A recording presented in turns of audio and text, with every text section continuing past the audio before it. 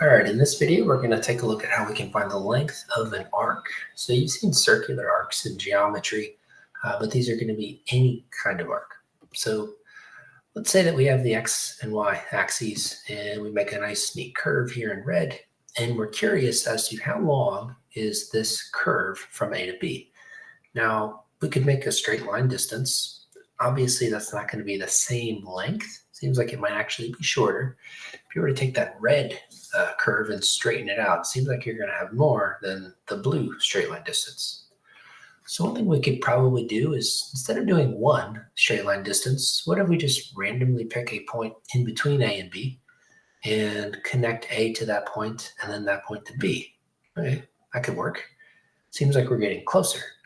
There's no rule that says we only need to pick one point between A and B. I could actually pick 2 points or a couple points, however many. And the more points I pick and connect them with straight line segments, the closer and closer I'm going to get. Now, if I was to zoom in, obviously these segments aren't going to be exactly the same as my graph. But if I had, like, say, an infinite amount of those things, that would tell me the exact length of my arc. Well, infinity has stuff to do with calculus. We look at limits to infinity and all that good stuff.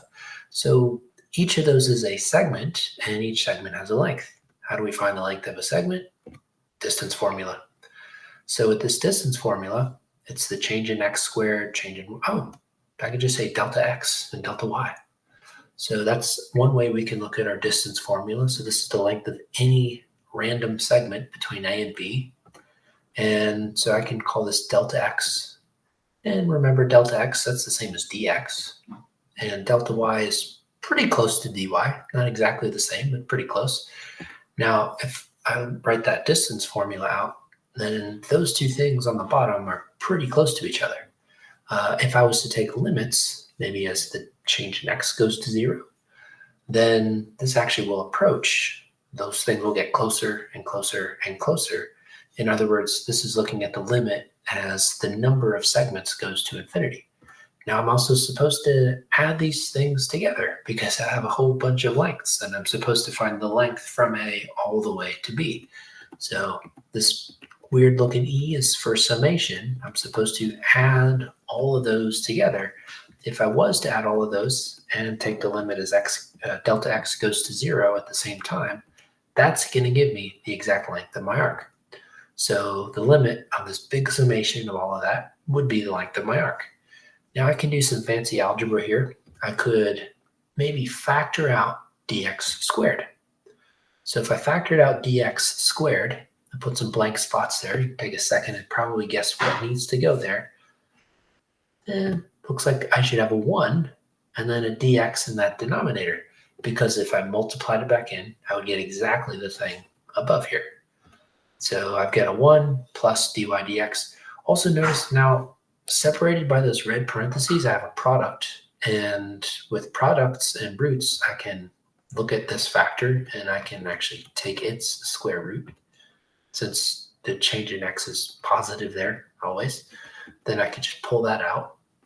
So now I've got this weird expression, limit delta x goes to 0, summation of that weird square root looking thing. This looks a whole lot like a Riemann sum. In fact, it looks a lot like how we defined integrals, like way back when. So this really is the same as an integral. From A to B, square root of 1 plus dy dx all squared dx. Another way you can think of this, it's just f prime. So this right here in highlighted yellow is what we call the formula for the length of an arc. Now keep in mind, we need to have differentiability. If we didn't have differentiability, then the derivative for some points may not exist. So we should give the precursor there that from A to B, f has to be not just continuous, but also differentiable. I'm not really going to work any examples here. We're going to do all that in class. What I really want you to get out of all this is, what is the arc length formula and where does it come from? Well, here's the formula, and it comes from using that distance formula an infinite amount of times and adding them all together. That'll actually do it for this video.